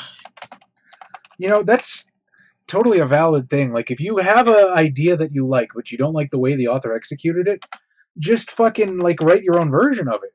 But, like, that is their version. You can't, like, really fuck with that too hard. And this is a 3-star review because nobody's written a 1-star review for the book. So, She is the greatest writer of all time. or the series. Hey, she's doing better than J.R. Tolkien. Tolkien has 1-star reviews. Dante Alighieri has 1-star reviews. But you do not fuck with Tamora Pierce. So apparently, You do. You just don't write about it. Because like there are 1-star reviews. There's just no one wrote anything. So apparently, Alana: The First Adventure was published in 1983. Okay, so she was probably she was publishing at the same time as like Ursula K. Le Guin and Anne McCaffrey. I don't know. When I hear the name Tamara Pierce, I think of her as being like sort of a giant in the industry. Maybe not like colossal on the level of George R. R. Martin, but I think of her as being like sizably well known. Of course, that could just be because I know Kyle for half my life. So who knows? Yeah. So what is your dad and your mom's weird literary taste that you're implying, Kyle?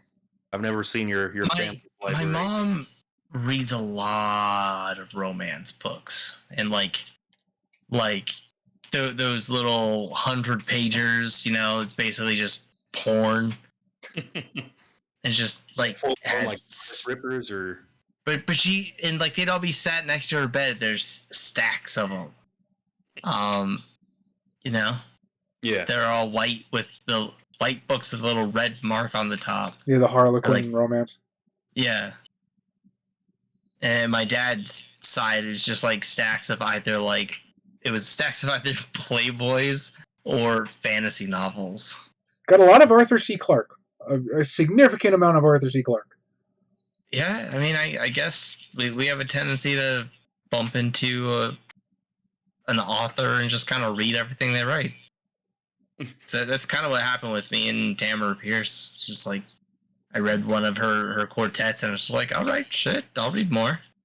Honestly, the Circle of Magic characters are probably my favorite of the ones she's written.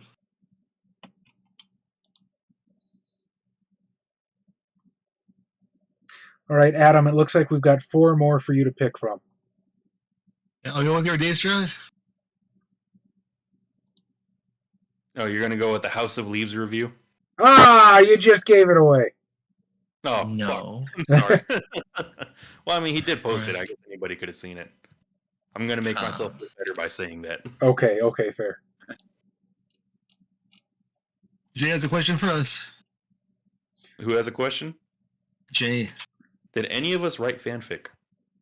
I very briefly wrote a Yu-Gi-Oh fanfic when I was a young teenager.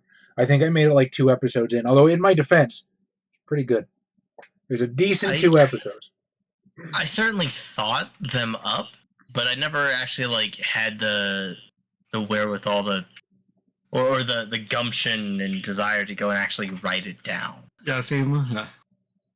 Although I don't think I ever wrote fan fiction, even though I probably started writing when I was like 11 or 12. But something I did do that's pretty much the metal version of fan fiction is I was getting into metal music about the same time. And when I would try writing lyrics, I would write my lyrics, and as I would start like singing them to myself, I would realize it was just the melody from another song I liked, but I had basically put my own words to it. I don't know if I still have the notebooks where I wrote them, but like I looked at them like when I graduated high school, and they were not good.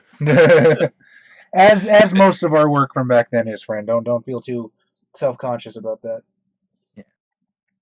And no, I think that was always one thing I imagine would be like the worst fucking thing as a musician is to like come up with some song you think is amazing, only to like realize, crap, this is this song. Like, just ruin your entire fucking moment.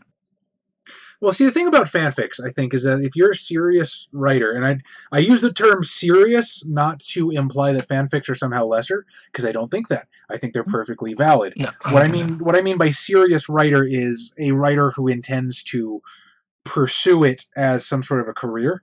It's easy enough to just file the serial numbers off and make it your own thing. Like I said, the idea is a dime a dozen. It's what you do with it.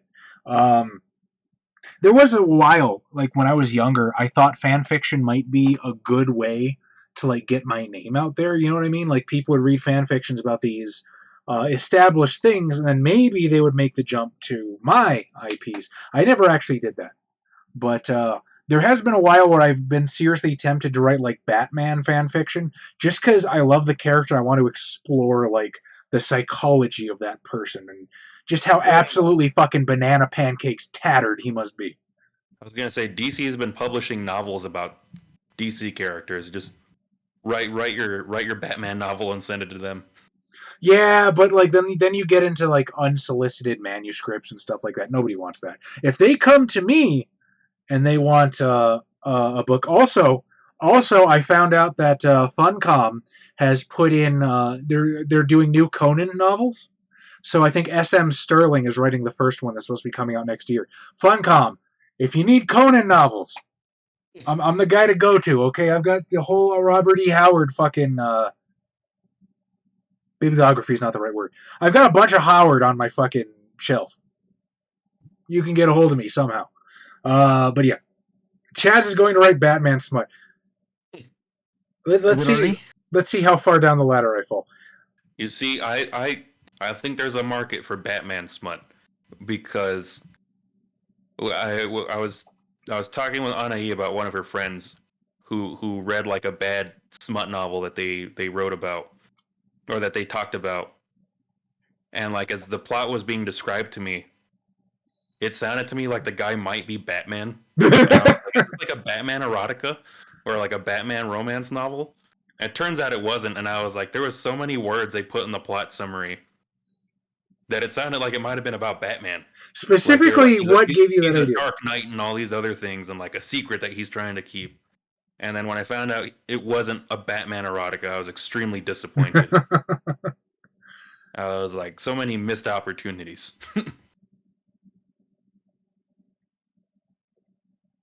We're gonna pick a place in the Discord for everyone to put their old cringy stuff. Oh my god, man, you don't have a Discord big enough for my old cringy stuff. I got entire novels of old cringy stuff.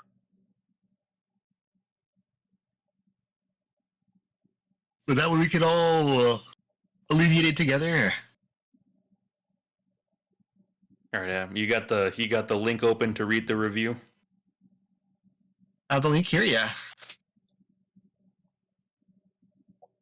I think that was an anime, but I can't remember.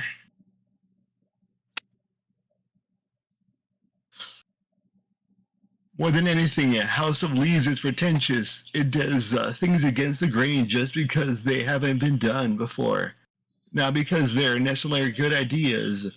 The book seems to take pride in trying its damnedest to give you a headache, and then expect you to like it, unlike it. Bozlinski is a sociopath and wants people to suffer while reading this. In which case, I've misinterpreted.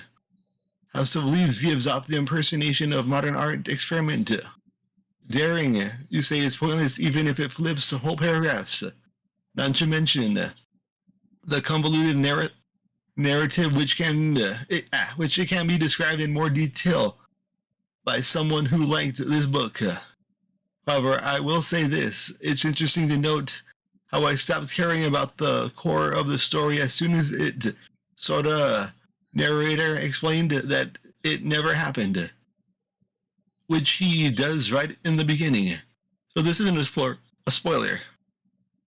Even though I know it didn't happen, because it's fiction, I became apathetic about the story of a family moving into a house with impossible interior dimensions because even the other characters in the book said it wasn't real. I don't know if that counts for or against the book, even since it tells me something about the way I read books, on the other hand, and it also invalidated most of the plot of the other. One of the three sort of narrators used an absurd amount of foreign language and obscure notes, also possibly fake, to drag the story down even further. And on top of it, there's the first guy who frequently interrupts with random stories about his sex life. Maybe Dan Wolaski wants us to envy the tattoo artist that lives like a rock star, or maybe he wants to convince us that he's not even a square by breaking up all the academic nonsense that made up about half the book. But either way, it feels forced and unnecessary. By the way, as far as I can tell, there's no explanation for why this fake story of the Twilight Zone house is driving the tattoo artist Johnny slowly insane. Admittedly, I didn't finish the book, but I gotta find the mouse, one sec.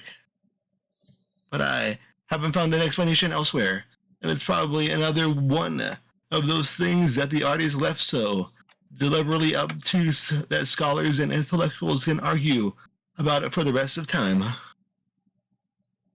If that like sounds for you, then get the book by all means. For me, all of Dalwanaski's attempts at being different and artsy were just irritating.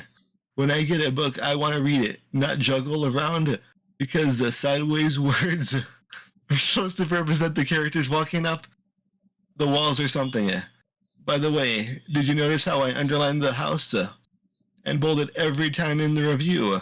I'm not going to tell you why. Hell, I don't even know who myself. But there are bound to be someone out there who thinks it's a deep artistic message. It worked in the book. The book. You've been saying the title the entire time, and just now you're gonna. So okay. So what book do you think this House of Leaves review was about?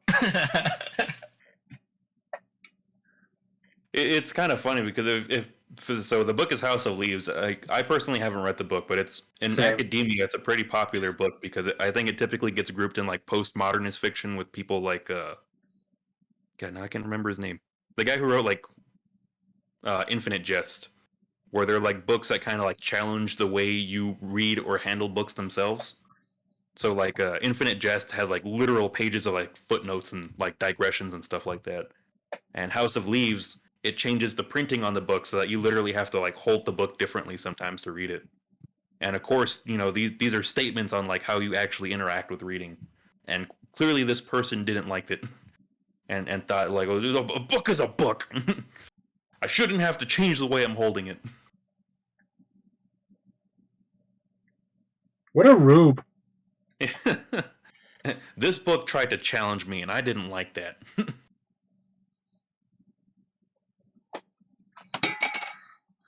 Sandwich with no chips. He doesn't get the chips yet, Jay. He earns the chips after we're finished streaming.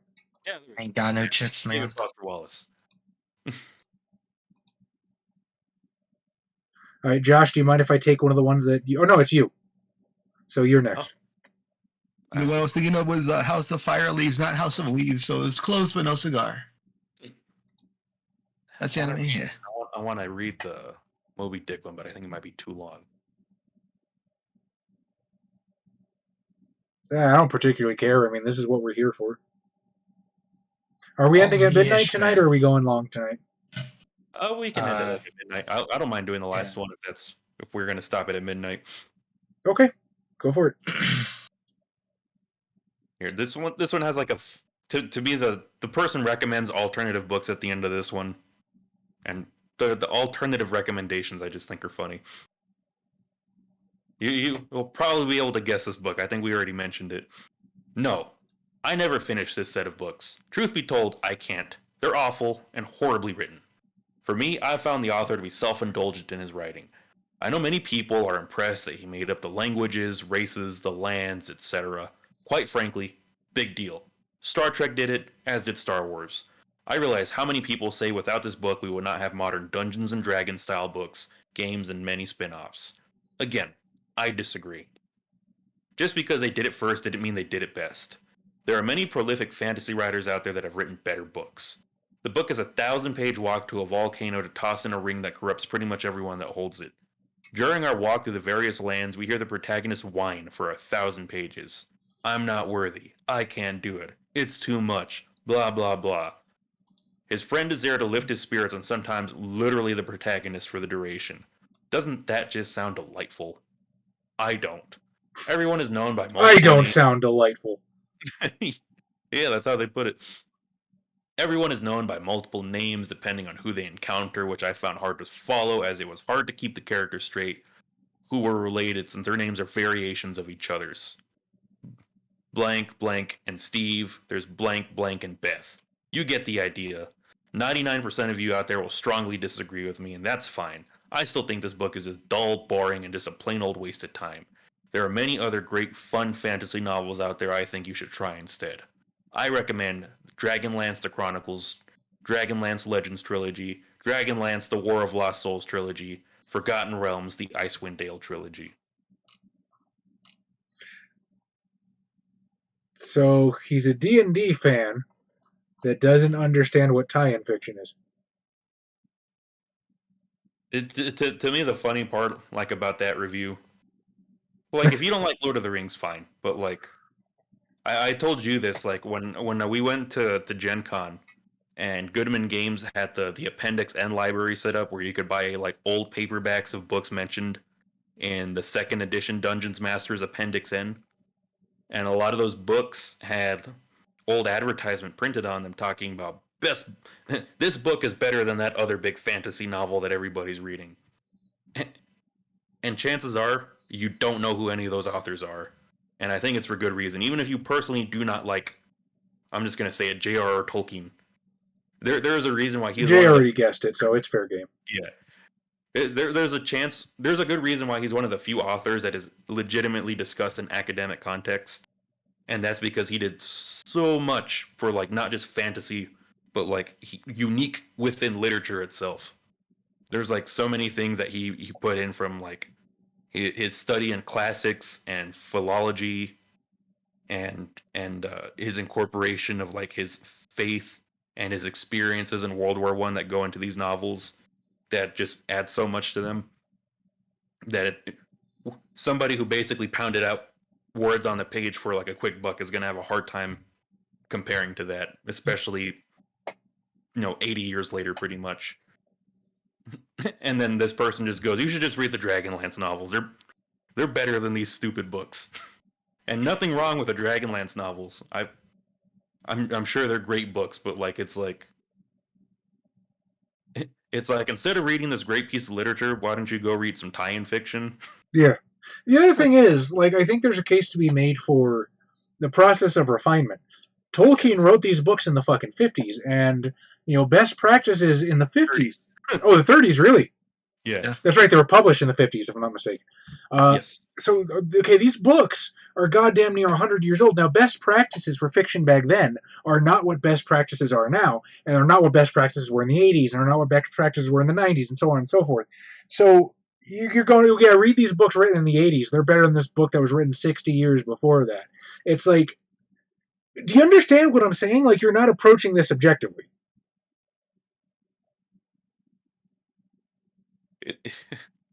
It's such a weird review, I think. Well, I think the first comment says it best. So sad. Maybe someday they'll make it into a comic book. Could you imagine? Probably be kind of cool. I mean, I'm sure there is some sort of graphical adaptation.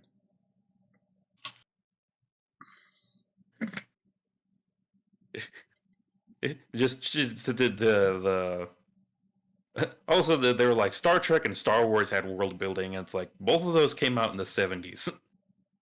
Like, if you want to argue about world building, like, still, if you're saying these other big franchises did world building, it's like, yeah, but this franchise did world building quite a bit before that. Or, like, big world building. Yeah, I think, if I'm not mistaken, I think Tolkien was the first epic fantasy. Oh yeah, there's fantasy going back to, like, the fucking 2nd century Roman Empire, but like the idea of like epic fantasy or high fantasy, whatever you want to call it, like definitely originates with those books. So yeah, I said it before and I'll say it again. What a rube. So we have about 5 minutes left. We've got time for one more quick one, I think. Everybody in chat, post all your cringe stuff from the past.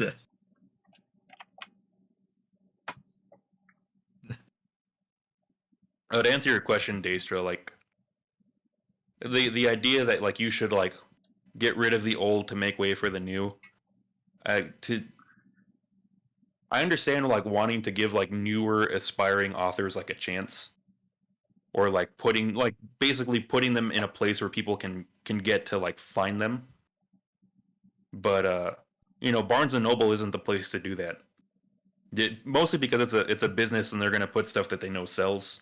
And so if you're like looking at like the big business place and being like, you should give new people a chance, and they're like, I'm gonna organize my shelves in a way that people are gonna buy stuff. Well, I've actually seen the tweet you're talking about. I remember when that was a big, huge deal, and I thought she was... That smacked extraordinarily of bitterness. It's like, well, why isn't my book here? Because you're not fucking Tolkien. The thing of it is, Tolkien is evergreen. Howard is evergreen. There are fantasy fans for the next 100 years are going to be coming to the shelves wanting to experience these things because they're such major mainstays of the genre.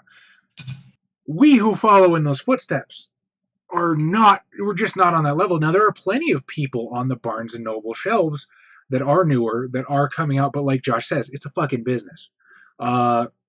Look, especially when it comes to writing, you really cannot rely on anybody else to promote you. And it is a bigger deal. Speaking of which, Litany of the Destroyer. It is no longer Litany of Fire Destroyer. It is Litany of Destroyer because having everything Litany of Fire : got confusing. So Litany of the Destroyer, Kindle Vella. You cannot rely on anyone else to promote you. Even if you are traditionally published. It's more important if you're self-published because you're a small fish in an enormous pond. But even if you are traditionally published, they're still going to expect you to do some of the legwork yourself. You've got to get out there and you've got to show your product to people. You've got to put it in front of people that want it. And if you don't, you can't expect Barnes & Noble to do it for you.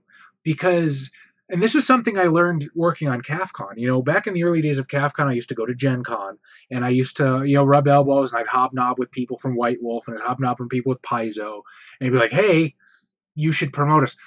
They don't want that. They want you to promote them. You understand what I mean? Barnes & Noble wants people who are going to... They want authors that will bring people to their store. They don't want to bring people to their store for authors. You understand what I'm saying?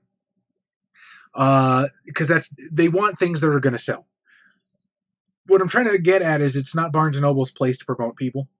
And I understand, like, it sucks, but that's just, what an entitled attitude.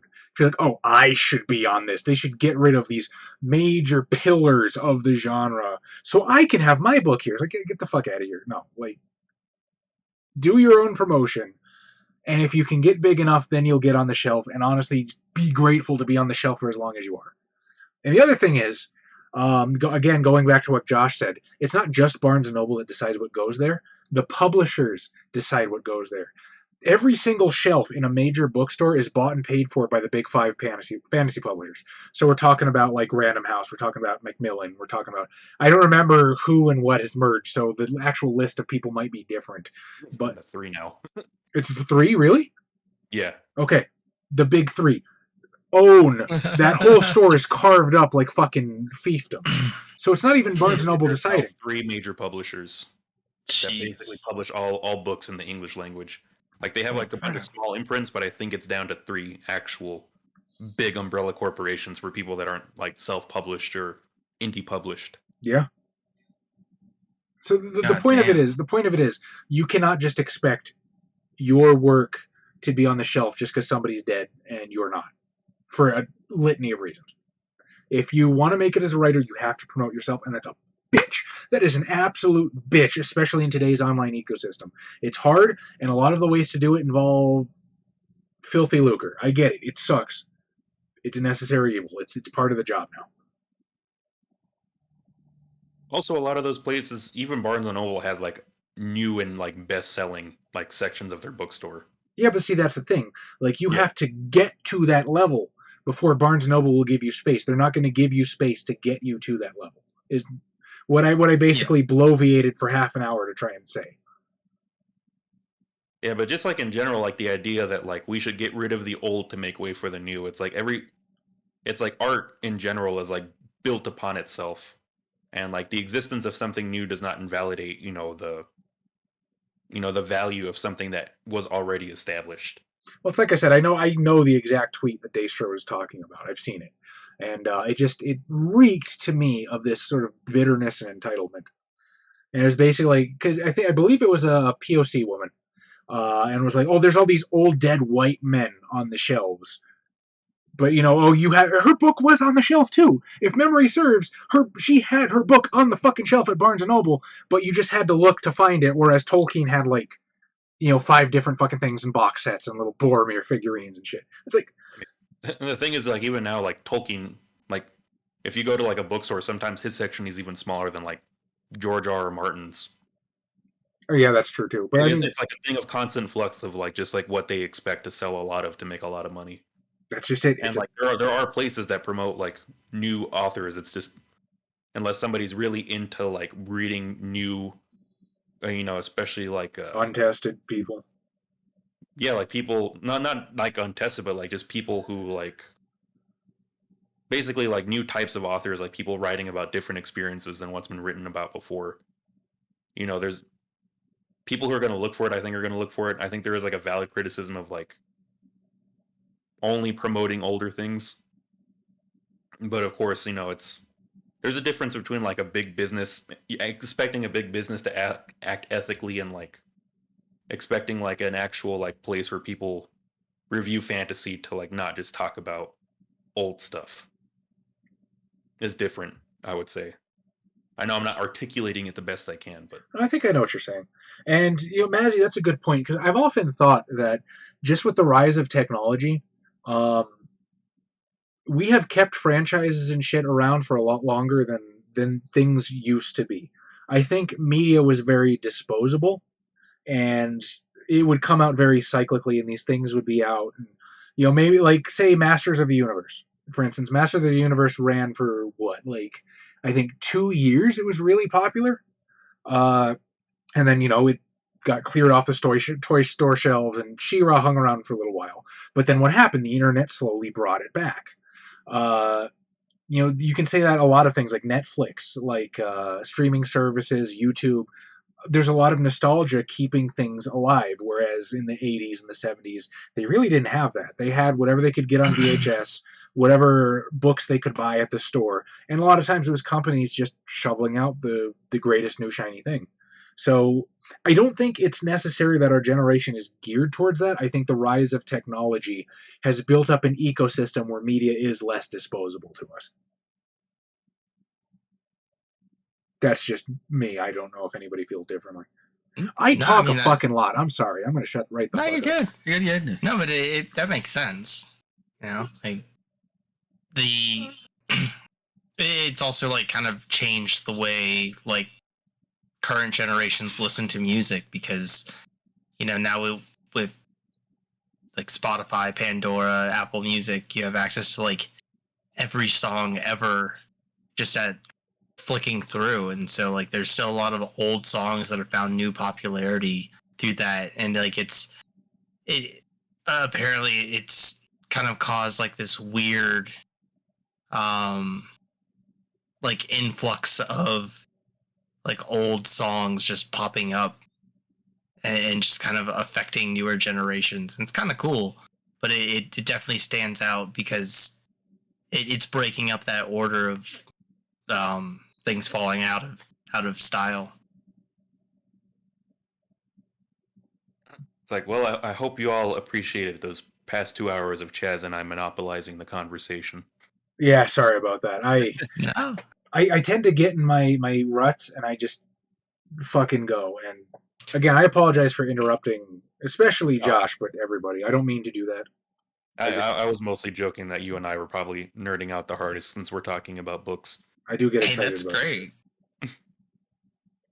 Unfortunately, we weren't able to get to my Terry Goodkind or Empress Teresa, but hey, on the bright side, I basically have the next story time prepared whenever that's going to be. Also, apologies to the people if anybody was looking forward to another review, and I just completely obliterated that by talking for the past 15 minutes. Well, wherever you all are, hope you have a good night or a good morning. You people are Hell awesome. yeah. Thanks for being here. Sleepy Adams. Good night, folks.